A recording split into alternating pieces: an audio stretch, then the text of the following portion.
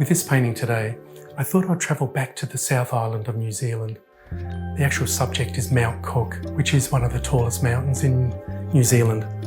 I think one of the great things with painting is that we can travel back to areas that we have been before, and it's almost like revisiting all those memories and thoughts of that trip. So let's see how I go. Okie dokie. I've had the really great pleasure of travelling to New Zealand about 8 to 9 times now. But the South Island I hadn't ever really seen a great deal of. Most of the trips have been to the North Island or to the outer, just the coastline. So after the trip last year, really did invigorate my admiration just for the landscape of the South Island. And so I thought, just to follow up on our trip last year, I thought I would go into this odd painting of New Zealand, or newer painting of New Zealand. And it was kind of with quite a bit of snow. And instead of putting a white snow on my tinted board, I always find it's good to put a value down. That light blue that I have put down is very, very thin. The darker blue will be a little thicker, but not super thick at this stage.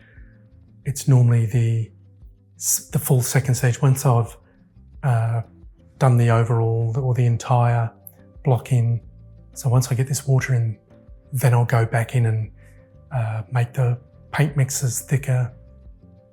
I like to do it this way, and it is a fairly traditional way as well.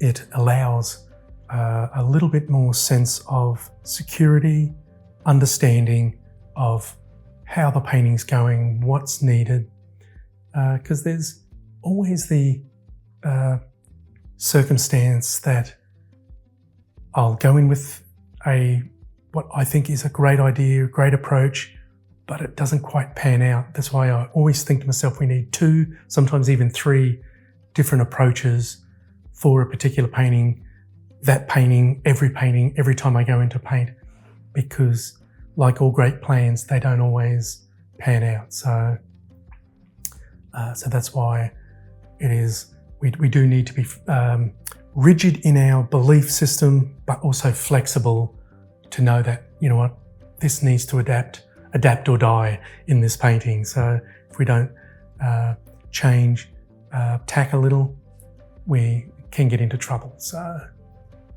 starting to get that lovely snow to shadow edge there.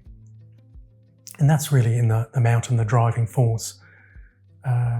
Years ago, I used to put those darks in way too dark and I would lose my field of depth. So now I'm putting more blue, a lighter blue, so I'm pushing that mountain back.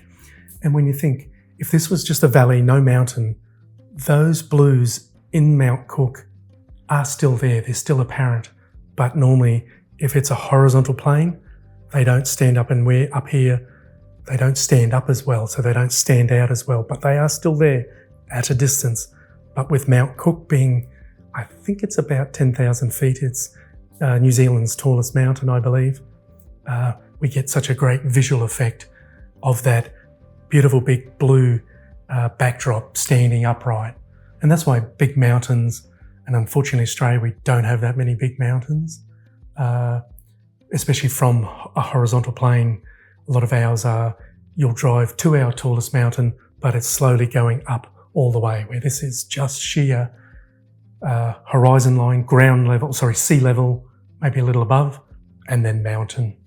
So it just provides such a great backdrop. And now I need to make sure we start to put in the subtle mid-distance, so we don't go from blue to the yellows and reds in the foreground. I'm now starting to get that overall cool to warm. So I've thought light to dark, and now cool in the background and warm in the foreground.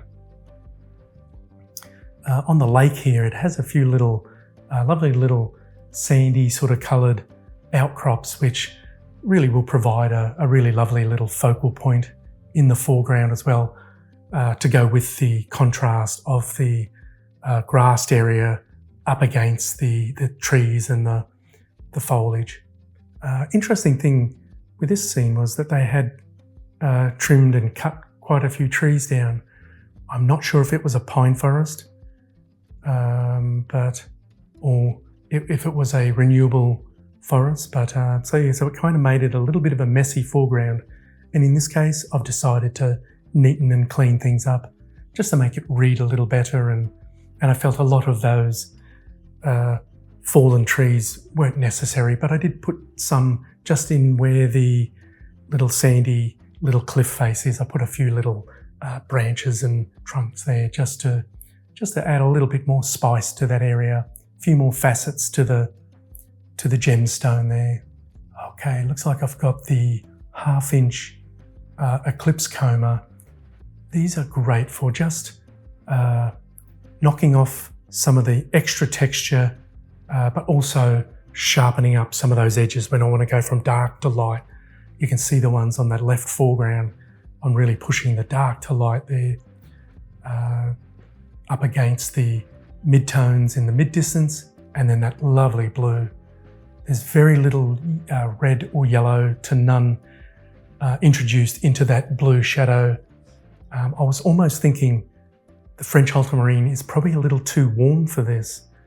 So next time I have a go at a mountain like this, I may actually bring in a little bit of phthalo green to make it a little cooler, because there is red in French ultramarine blue. That's what makes it the warmest, or if not, I could be proven wrong, one of or the warmest of all the blues.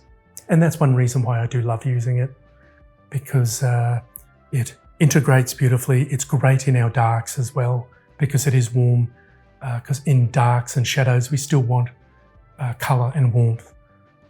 So that's why I think it's one of the really universal paint mixes. But looks like we're going to wrap this one up.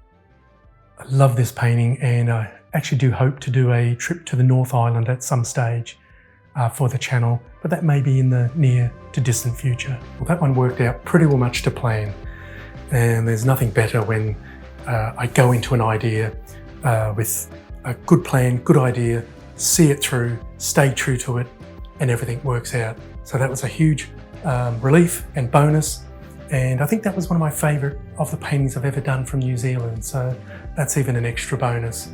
Hope you enjoyed it. All the best, and bye for now.